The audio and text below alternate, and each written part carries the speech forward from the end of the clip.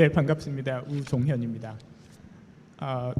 제가 오늘 설명드릴 이야기는 굉장히 쉬운 얘기입니다. 그래서 제 슬라이드 미리 보시면 아시겠지만 그냥 그림으로 돼 있어요. 그리고 대부분 동영상으로 돼 있습니다. 그냥 쭉 보시면 되고요. 거의 주부 교양 강좌 수준인데, 근데 분명한 건 지금 보실 이야기는 대한민국 정부기관 그리고 은행, 증권사 등 주요 기관에서 쓰고 있는 현존 기술이고, 그리고 더 중요한 건 이건 국내 국제 표준 기술입니다. 그리고 그 국제 표준 기술은 이번 달 올해 9월에 국제 표준으로 제정 예정인 기술이기 때문에 단지 일개 벤더의 주장이 아니라 전 세계 200개 국가의 전문가들이 같이 3년간, 2년간 표준으로 끌고 온 기술에 대해서 설명드릴 예정입니다. 내용은 단순해요. 계정과 데이터를 어떻게 보호할까에 대한 내용과 사례입니다. 사이버 보안 얘기하면 늘 이야기하는 게 제로 트러스트를 통해서 누구도 믿지 말고 보안하자, 이런 이야기를 많이 합니다. 근데 이게 시스템 문제가 아니고요. 다 대부분 사람의 휴먼 에러잖아요. 그리고 인간이기 때문에 실수할 수 있습니다. 그래서 저희가 인간이 어떻게 실수를 통해서 이 문제가 발생되는지를 잠깐 좀 짚어보고, 제가 오늘 하고자 하는 이야기는 인간이 실수해도, 임직원이 실수해도 계정을 보호하는 방법과 임직원이 실수해도 데이터를 보호하는 방법에 대해 설명드릴 거고, 마지막으로는 이게 보면 대부분 이게 세미나 때 듣고 가시는데, 이게 보안 담당자들은 공부 많이 하세요. 근데 이제 위에 분들한테 이걸 얘기를 하면 늘 예산이 없잖아요. 저희가 늘 후순입니다. 그래서 기술 개발보다 예산 개발이 훨씬 더 시급하다는 현실적인 이야기 좀 드리고, 그리고 마지막으로는 저희가 무료 소프트웨어가 많이 있습니다. 그래서 꼭 돈이 있으면 돈 있는 대로 하고, 없으면 없는 대로 할 수 있는 방법에 대해서 좀 그냥 쭉 한번 설명드려보도록 하겠습니다. 자, 그러면 첫 번째 토픽은 사이버 공격에 누구나 사이버 공격에 노출될 수 있다는 얘기입니다. 그래서 여기 아마 공공기관에서 오셨으니까 우리는 망분리돼 있어, 안전해 라고 생각하실 겁니다. 근데 신문에도 나올 정도면 망분리 기관이 공격을 당했다는 게 대한민국 신문에도 나오고 전 세계도 늘 있죠. 안전할 수 없습니다. 게다가 제가 이렇게 보면 망분리돼 있는 데들 서버 패치, PC 패치 안 하잖아요. 거의 진공, 멸균 상태에 뭐 하나 들어가면 쑥대밭 될 수 있습니다. 그래서 뭐 이런 사례는 제 이야기 말고도 신문에서 보시면 될 것 같고요. 굉장히 단순합니다. 이게 공격이 무슨 엄청난 공격을 통해서 되는 게 아니라 사용자의 실수를 악용해서 뚫고 들어오기 때문에 사이버 공격은 발생을 합니다. 그래서 공격이, 내가 지금 보안 담당자로 지금 이 일을 하고 있는데 내가 온 지 한 6개월 안 됐어요. 그러면 사이버 공격의 시작은 대개 경우 200일 전부터 뭔가 내부의 멀웨어가 내부 시스템을 전부 다 탐지하고 거기에 대해서 조사하다가 200일 후에 작동을 합니다. 즉 내가 부임하기 전부터 이미 플래닝이 돼 있고 1년간 준비한 공격자를 보안 담당자 한두 명이 못 막습니다. 게다가 이게 보안 담당자 문제만 되면 좋겠는데 직원들 뭐 하자라고 하면 잘 하나요? 말 안 듣잖아요. 대개 경우. 이게 게다가 이 임직원들이 이게 보면 임직원이 많으면 많을수록 직원들 사고 확률이 높아지죠. 내가 잘못해서 사고 터지면 내가 심할서 쓰고 나가겠는데 내가 잘못한 게 아니에요. 원인은 내부의 임직원 중에 하지 말라는 짓 꼭 해서 사고 터지죠. 내부가 한 대가 뚫리면 그게 쭉 계층적으로 다 뚫려 나가고 어느 날인가 전체 공격으로 전환이 됩니다. 그래서 최초의 누군가의 실수에 의해서 멀리어 들어오면 그걸 통해서 2차 계정 탈취가 되고 어느 날 갑자기 회사의 모든 시스템에 데이터 공격이 발생을 하죠. 그래서 이게 저희가 이야기하고자 하는, 혹은 표준화 기구에서, 국제 표준화 기구나 국내 표준화 기구에서 이야기하는 게, 보안사고는 담당자 혼자서 못하고 임직원이 참여해야 되는데 임직원이, 사람인 직원이 실수해도 보호할 수 있는 방안이 필요하다가 핵심입니다. 그럼 거기에 대한 방법 중에 첫 번째를 먼저 말씀드릴게요. 임직원들이 실수해도 계정이 보호할 수 있는 방법이 필요합니다. 지금 제 얘기는 제 얘기가 아니라 국내 표준화 기구에 등록된 표준이고 국제표준화 기구에서 오는 9월에 국제표준 예정인 기술입니다. 저희 공인인증서 X.509라고 하는 표준 아시죠? 이게 조만간 X.11825로 제정 예정인 임시코드가 부여된 기술입니다. 3년간 국제표준화 기구에서 논의됐고 표준으로 제정 예정된 기술입니다. 설명드리겠습니다. 이 기술이 무엇인지. PC에 멀웨어가 있다면 지금 간단합니다. 제가 치는 게 입력하는 게 누군가 다 탈취해 나가요. 내가 칠 때마다. 그러면 계정이 다 탈취되겠죠. 내 PC에 멀웨어 없다고 그 누구도 장담할 수 없습니다. 뭐 저희 GVPN 원격에서 붙을 때 아이디, 패스워드, OTP 다 탈취되는 거예요. 또 예외 아닙니다. 사람이잖아요. 그리고 공격의 90%는 계정 탈취에서 시작되는 거 당연한 얘기죠. 왜냐하면 그걸 그 복잡한 시스템 해커도 게을러서 계정만 키만 털려고 합니다. 그래서 계정만 잘 보호하면 사이버 공격의 90% 막을 수 있는 게 당연한 이야기입니다. 근데 저희 보안 담당자 혼자서 이거 몇 대를 관리하는 게 말이 안 되잖아요. 그리고 패스워드 변경하라고 하면 직원 안 듣죠. 저도 안 하는데 하겠습니까? 그래서 저희가 제안한 게 저희가 추진하고 있는 것이 자동 패스워드입니다. 자동 패스워드 보시죠. 자동 패스워드는 시스템의 아이디만 입력하면 시스템이 자동 패스워드, 원타임 패스워드를 유저에게 제시해주고 인간이 저놈이 제시한 패스워드가 맞는지 스마트폰 앱에서 확인해서 맞다면 제가 승인하는 기술입니다. 종래 OTP는 인간이 OTP를 입력했는데 자동 패스워드는 인간이 입력하는 게 아니라 온라인 시스템이 인간에게 원타임 패스워드를 제시하고 인간이 스마트폰에서 생성한 것과 같으면 본인이 승인해 주는 기술입니다. 작동 방식은 패스워드 없이 인간이 아이디 입력하고 시스템이 인간에게 패스워드 제시해서 인간이 앱으로 확인한다라고 하는 이 방식은 종래 모든 인증 기술과 다릅니다. 뭐가 다르냐면 패스워드 넣고 OTP 넣고 생체 넣고 인증서 넣고 인간이 입력하잖아요.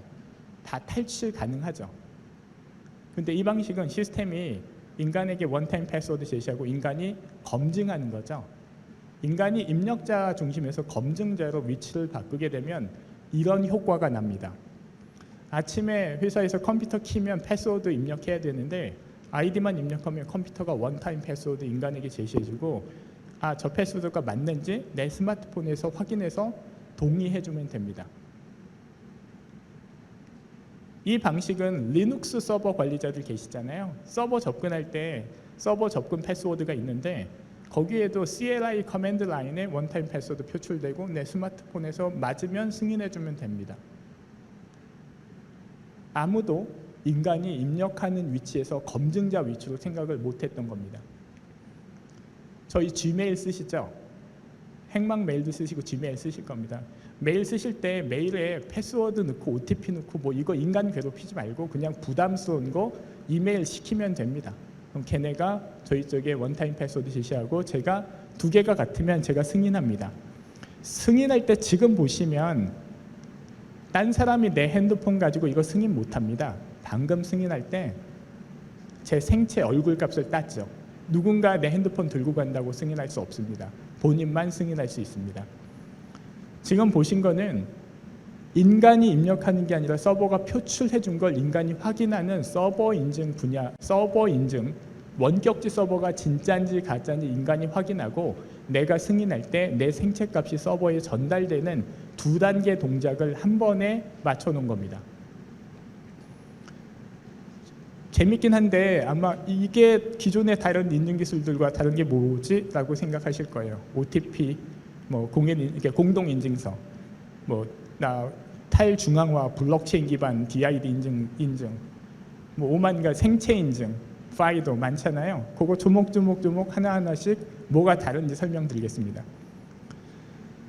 전 세계 모든 인증 기술은 유저 인증 기술입니다. 사용자 인증 기술입니다. 즉 원격지 서버가 진짜라는 가정하에서 전제하에서 개발되기 때문에 원격지 서버가 가짜면 다 무용지물입니다. 퀀텀 인증 기술 포함입니다. 상대가 가짜인데 제가 퀀텀으로 넘기든 뭘로 넘기든 다 탈취된 거죠.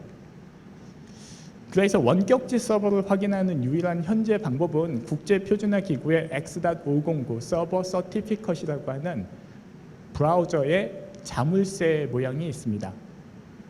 그런데 저희가 웹사이트 들어가서 자물쇠 누르고 서버 확인하고 들어가는 사람 있나요? 없어요. 아무도 없습니다. 그냥 기술은 있으나 인간이 쓰기 어려운 기술이죠. 그렇기 때문에 그 상대가 가짜면 다 가짜인 이 상태에서 공인인증서 매번 TV 9시 뉴스에 나오죠. 공동인증서 어디 몇만 건 누적돼 있더라. 내가 제출하거나 피싱 당한 거죠. 피싱이나 파밍 막을 수 없죠. 왜냐하면 유저 인증만 하니까. 블록체인 기반 탈중앙화 인증 기술. 아마 저기 공무원 신분증 쓰시면 QR코드 인증해서 로그인 하실 거예요. QR코드 쓰시죠. QR코드 보고 그게 진짜 QR코드인지 가짜 QR코드인지 인간이 분간 가능합니까? 안 되죠. QR코드 뜨니까 저는 했죠. 근데 그 사이트가 진짜인지 가짜인지 모르고 들이댔다가는 해커가 제시한 QR에 내가 사인한 겁니다. 내가 왜 도용당하는지 모르고 도용이 당하죠. 피싱, 파밍, 중간자 공격 다 못 막죠. 그리고 최근에 뭐 저희 그 공공기관도 많아요. 모바일 그 인증 기술, 그 저기 뭐 카카오, 네이버 뭐 어쩌고 저쩌고 이렇게 굉장히 많은데 제가 아이디 입력하고 뭐 데이터 입력하면 걔가 이렇게 이거 그 푸시로 와서 이거 승인하라고 하잖아요. 그래서 제가 승인하면 이게 인증된 거잖아요. 공교롭게 제가 최초에 접속한 사이트가 가짜인 상태에서 나한테 푸시로 메시지가 왔고 제가 승인하잖아요. 내 핸드폰에 키가 있어요. 내가 생체값 줬는데 내 로그인에 승인한 게 아니라 해커 접속에 내가 악용되는지도 모르고 쓸 수밖에 없는 상황이라는 거죠. 중간자 공격을 막을 수 없습니다. 생체 인증, 여러분들 패스워드 레스하면 생체 인증 맨날 이야기하잖아요. 단말기마다 생체 인증 센서를 붙여야 돼요. 핸드폰에 생체 인증 센서, PC에 생체 인증 센서. 나 패스워드 외우기 싫으니까. 좋아요. 근데 여기서 문제는 내가 인터넷 뱅킹 할 때 스마트폰에 있는 생체 인증 센서로 PC 뱅킹을 쓸 수 있나요? 질문 다시 한번 드릴게요. 인터넷 뱅킹 쓰는데 내가 PC에도 내가 모바일 생체 인증기 있잖아요. PC에 계좌이체 직전 단계에서 모바일 뱅킹에서 생체 인증 쓸 수 있습니까? 안 되죠. 네, 맞습니다. 왜 안 되냐면 생체 인증 기술은 생체 인증 센서가 부착된 단말기에 종속된 기술이에요. 그러다 보니까 PC마다 생체 인증 센서 다 붙여야 되죠. 스마트폰에 단말기마다 생체값 다 등록해야 돼요. 하나 등록해서 같이 쓰면 좋은데 그게 안 돼요. 그러다 보니까 단말이 다양하잖아요. 저희 대민 서비스가 다양하거나 하면 기기마다 매체마다 인터페이스 다르면 전부 다 뭐 인증 기술이 어떨 땐 OTP, 어떨 땐 보이스, 어쩔 땐 뭐해서 뭐 얘기는 하는데 듣는 사람 복잡하고 저기 운영하는 사람 더 복잡합니다. 이거 편하게 만들자고 한 게 자동 패스워드입니다. 이게 기술 용어로는 대역외 상호 인증 기술이에요. 근데 좀 쉽게 말씀드릴게요. 자동 패스워드는 서비스 제공자를 인간이 확인한 이후에 사용자 인증값을 제공하는 유일한 상호 인증 기술입니다. 현재 요 비교표 하나 보시면 유저 인증 기술과 서버 인증 기술이 서버 인증서 따로, 유저 인증서 따로 하다 보니까 그 간극을 해커가 따고 들어오면 다 당할 수밖에 없는 현재 취약한 인증 기술을 버젓이 쓰고 있는 게 현실이어서 저희가 국제표준화기구에 이게 오는 9월에 X.1281로 제정이 됩니다. 오토 패스워드는 사용자 인증과 서버 인증 동시에 할 수 있는 유일한 상호 인증 기술입니다. 이거 두 번째 효과는 피싱, 파밍, 중간자 공격에 탈취나 도용되지 않습니다. 왜냐하면 탈취 도용하려면 내가 입력하는 걸 누가 훔쳐가야 되는데 서비스가 접속할 때마다 값을 주잖아요. 동적 값을. 그리고 제가 스마트폰에서 인증하잖아요. 탈취가 안 되고 도용 안 되고 중간자 공격 예비되어 있습니다. 그리고 가장 중요한 특징이 단말기 독립적인 생체 인증 기술이에요. 이 얘기가 조금 어려운데 그냥 예로 말씀드릴게요. 단말기가 다 매체가 달라요. 그런데 거기 이렇게 매체마다 인증수단을 파편하면 힘드니까 스마트폰에 있는 생체 인증 센서로 모든 걸 인증하자가 이 얘기입니다. 그냥 정확한 예는 우리 은행이 2만 유저 PC에 전국 지점에 PC 로그인을 하고 싶어요. 근데 생체 인증을 쓰고 싶습니다. 그래서 선택을 이걸 했고, PC마다 생체 인증, 지문 인증기나 정맥 인증기나 있던 거 카메라 안면 인식 안 하고 임직원들 스마트폰에 있는 생체 인증 센서로 윈도우즈 로그인 시킨 겁니다. 그러니까 즉 생체 인증을 단말 독립적으로 만들 수 있는 유일한 생체 인증 기술입니다. 자, 여기까지가 인증에 대한 이야기고요. 여기 부스 바로 나가면서 오토 패스워드 있으니까 끝나시고 한번 보시면 좀 생각보다 재미있어요. 패스워드 외우기 싫고 관리하기 싫으신 분들이 아마 좀 재밌게 보실 수 있을 것 같습니다. 그리고 두 번째는 저희가 방금 얘기했던 거는 그 계정을 막으면, 계정을 잘 보호하면 사이버 공격의 90% 원인을 저희가 예방했다 칩시다. 예방했다고 가정하고 여전히 10% 남잖아요.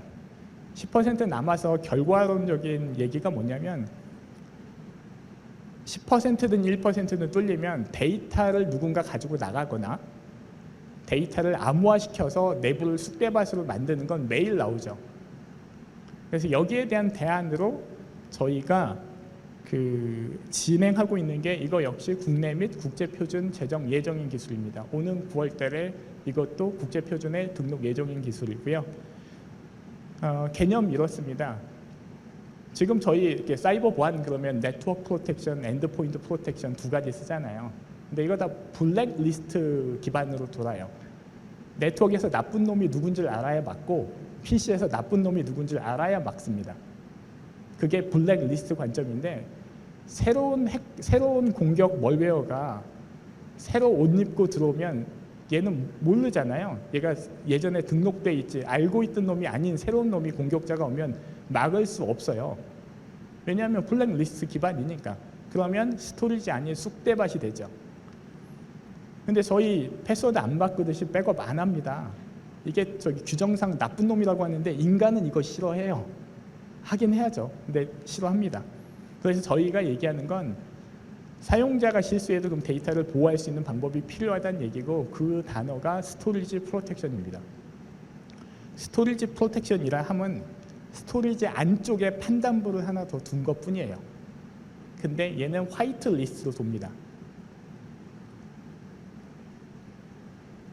HWP 파일에 접근하는 게 아래의 한글 프로그램 맞죠? 근데 HWP에 접근하는 게 프로세스가 이렇게 아래 한글이 아니면 데이터를 가짜로 줘요. 그리고 아래 한글이면 진짜로 줍니다. 그게 스토리지 프로텍션의 기본인데, 제가 왼쪽은 제 로컬 디스크고 우측이 스토리지 프로텍션 디스크인데, 그 상태에서 랜섬웨어 제가 돌리면 우측은 보호 메커니즘이 있어서 데이터가 암호화 안 되고요. 좌측은 돌리자마자 암호화가 됩니다. 스토리지가 스토리지 안쪽에 판단부 하나 두면 이게 되게 안전해지고, 지금 보시는 것처럼 제가 델 커맨드로 도스 커맨드에서 델 치면 데이터가 액세스 디나이드 뜨죠. 이게 가짜로 주는 거예요. 읽기 전용 가짜. 구조 되게 단순해요. 이게 표준 문서에서 차용해 온 건데, 제 PC, 호스트라고 하면 PC나 서버입니다. 제 호스트나 PC나 서버에 스토리지 그냥 붙이지 마시고 스토리지 프로텍션 서버 중간에 하나 둬서 이 스토리지에 접근하는 프로세스를 등록해 놓으면 걔한테만 진짜로 주고 나머지는 다 읽기 전용 가짜로 준다는 이야기입니다. 이게 꼭 뭐하고 비슷하냐면 스토리지 단의 방화벽 이라는 개념이 좀 저희가 쓰는 스토리지 프로텍션입니다. 순서는 단순합니다. 프로그램 등록하고요. 그리고 드라이브 마운트 시키고요. 그 다음에 애플리케이션으로 접근하면 알고 있으면 읽기 쓰기 진짜 파일 주고, 스토리지 입장에서 모르면 읽기 전용 가짜 던집니다. 데모 잠깐 보시죠. 제가 워드를 안에 넣어놨어요. 근데 word.exe를 등록 안 했어요. 그 상태에서 이렇게 열면 스토리지가 word.exe가 모르니까 읽기 전용 가짜로 파일 주니까 파일이 안 열립니다. 근데 제가 프로그램을 등록해 볼게요. 프로그램을 등록을 하면 등록할 때 당연히 프로세스가 어디 있는지 인간이 내가 등록하고자 하는 프로그램은 이거야 라고 등록해 줘야 되고, 그리고 또 하나는 내가 쓰려고 하는 폴더가 이거야 라고 해서 연결을 해준 상태에서 사용자 관리자의 OTP와 패스워드를 입력해야지만 프로그램이 등록됩니다. 저희는 처음부터 PC가 완전히 장악당했다는 가정하에서 서버가 완전히 장악당해도 데이터를 보호할 수 있는 마지막 수단을 제공해 드리고자 한 겁니다. 처음부터 PC나 서버는 이미 끝났다. 그 상태에서 어떻게 데이터를 지킬 건가에 대한 대안입니다.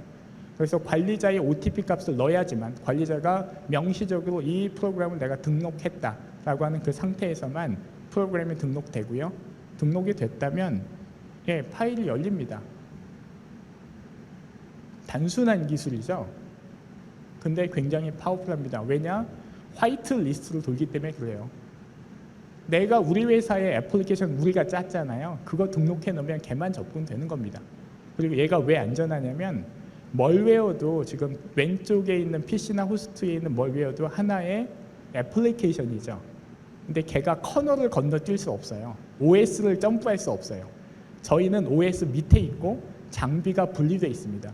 처음부터 여러분의 PC와 서버는 완전 장악당했다. 어드민 계정이 다 털려도 저희는 데이터를 보호할 수 있는 방법이 필요했다고 생각합니다.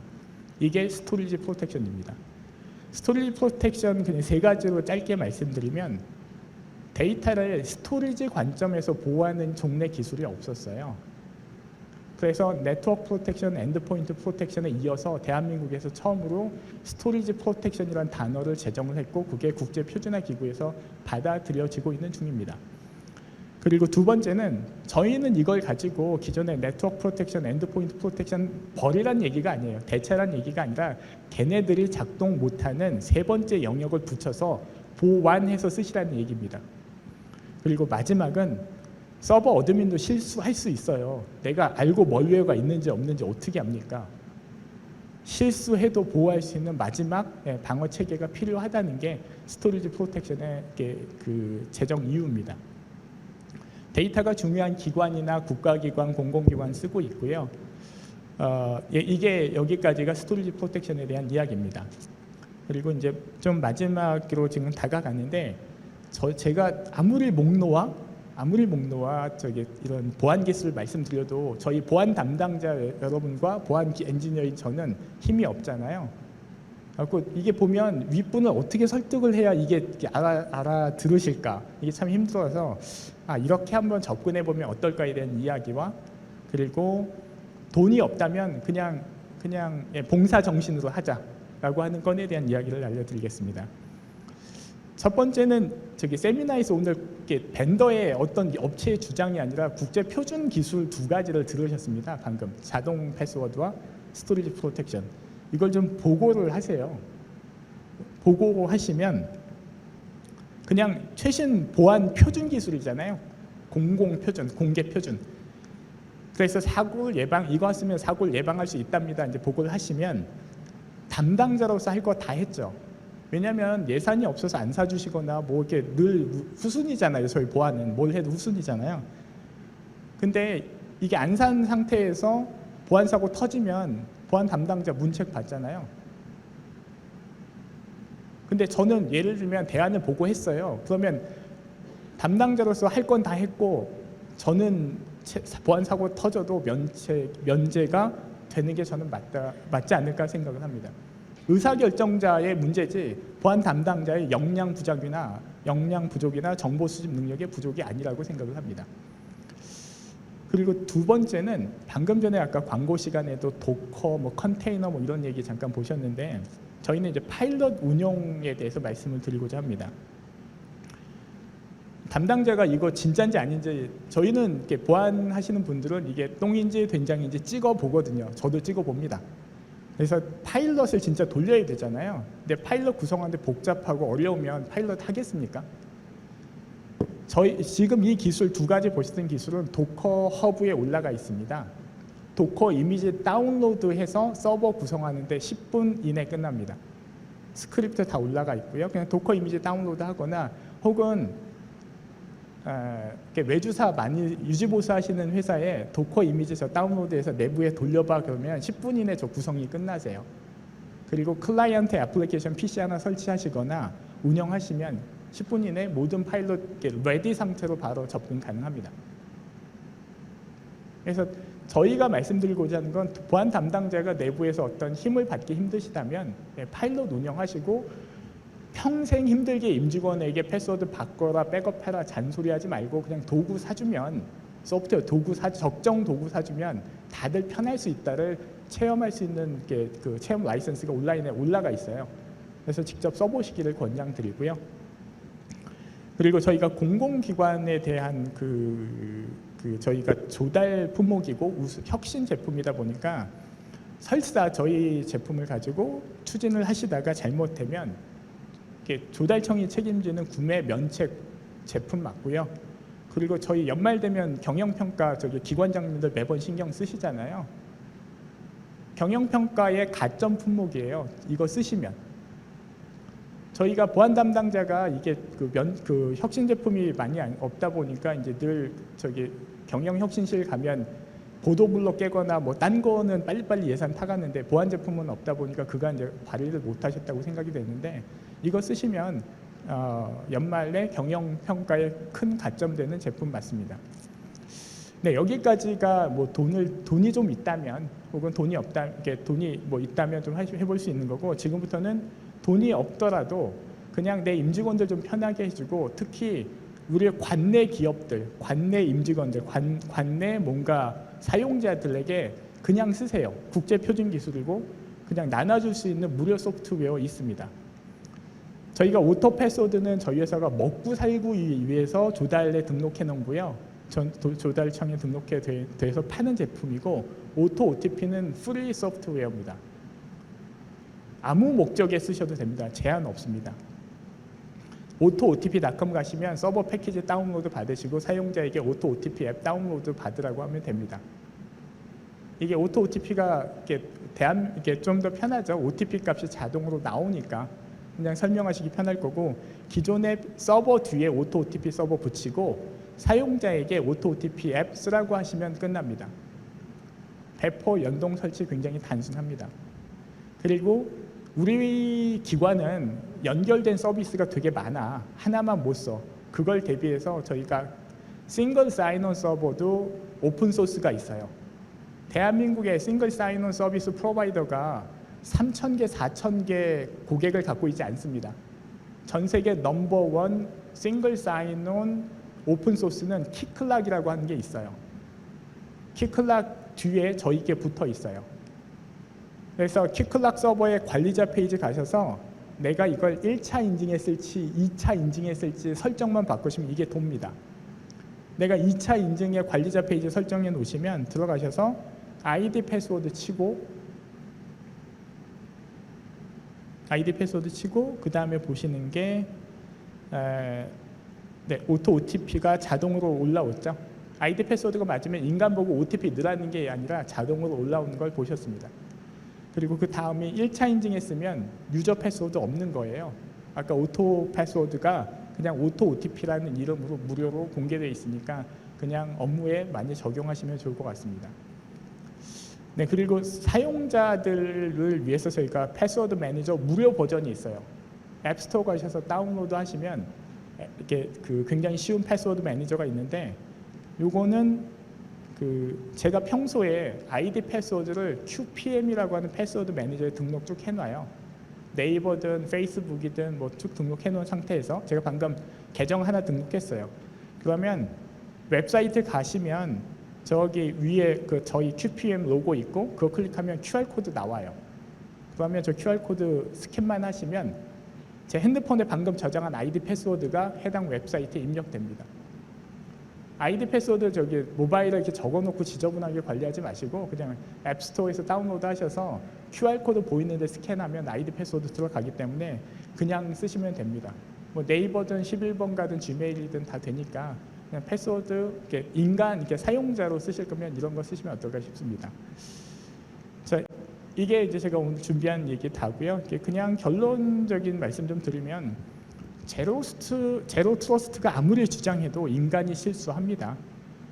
그래서 인간이 실수한다는 가정하에서 사이버 보안은 설계가 돼야 된다고 저희는 생각을 하고, 거기에 맞는 보안 사고의 90% 원인을 해결하는 자동 패스워드와 보안 사고가 발생해도 데이터만은 지킬 수 있는 스토리지 프로텍션, 그리고 마지막으로는 보안 담당자 여러분들이 면책을 받을 수 있는 명분과 예산이 있으면 있는 대로, 없으면 없는 대로 사용하실 수 있는 기술에 대해서 설명드렸습니다.